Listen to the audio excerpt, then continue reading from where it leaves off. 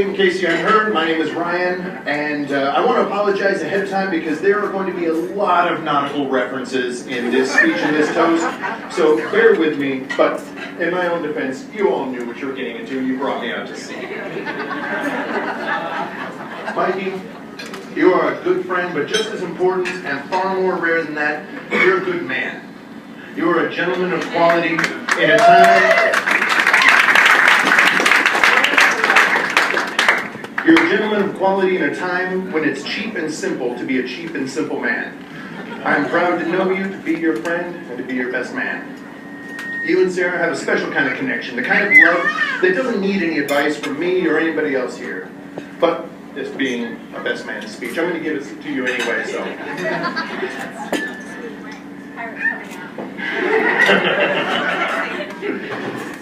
For what it's worth, I've found, personally, that the cure to just about everything can be found in salt water, whether it's sweat, tears, or the sea. As for sweat, marriage takes effort. Now, don't buy what everyone says, oh, marriage is work. No, it's not work. You're not going and trudging to work every day. It's not miserable labor. But it does take time, it takes attention, and it takes care. It's worth it, 100% it's worth it, but there are going to be times when you don't feel like putting in the effort, but you always need to. You're going to feel the difference if you don't. Marriage does sometimes involve tears, whether that's going to be in commiseration or in frustration. Whenever it's the latter, I do recommend you remember it doesn't matter who's right. Seriously, it doesn't matter. Hear that? Forget the saying, love means never having to say you're sorry. No, that's, in my opinion, not the right message. Love means being willing to say, okay.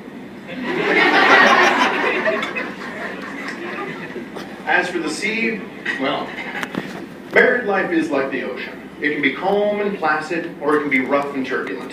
In either case, what determines the success of your voyage is going to be who you're sailing with.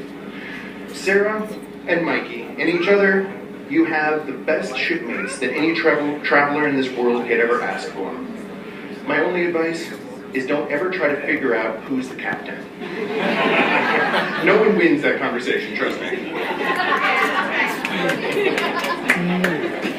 So to wrap up, I'll do what I should have done from the beginning, which is quote somebody far more eloquent than me.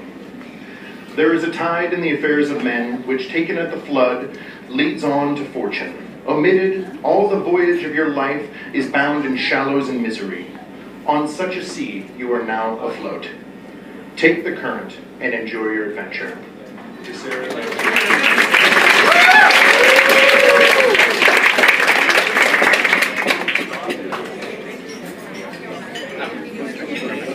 Here.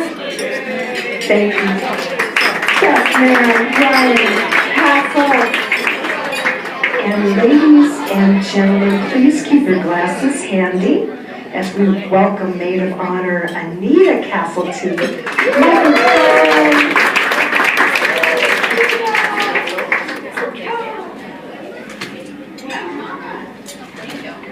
Hello everybody, thank you for being here. There's no way to follow Ryan, so I'm just going to go with a few notes that I wrote down, okay? And it's super sappy, but I'm going to keep it really quick, okay? So, Sarah, my dear, when I first met Sarah, there had been, let's call it a vacancy left in my life. And she came and she filled it with just this amazing love and generosity and kindness that I've never encountered. And she taught me what it is to be a friend and to have a best friend. So thank you for that. And I have to say, when we first met Sarah, Ryan and I, it was like, what, 6 years ago or so? And she was single, and I was really excited for her to meet somebody, and I was like, you're gonna start dating, blah, blah, blah. But in the back of my mind, I was like, this is a really tall order. You know, this is an impossible task. How is she ever gonna find somebody who's good enough for her? Right? Who on earth could deserve her? And then she met Mikey, and I said, you know what, he'll do.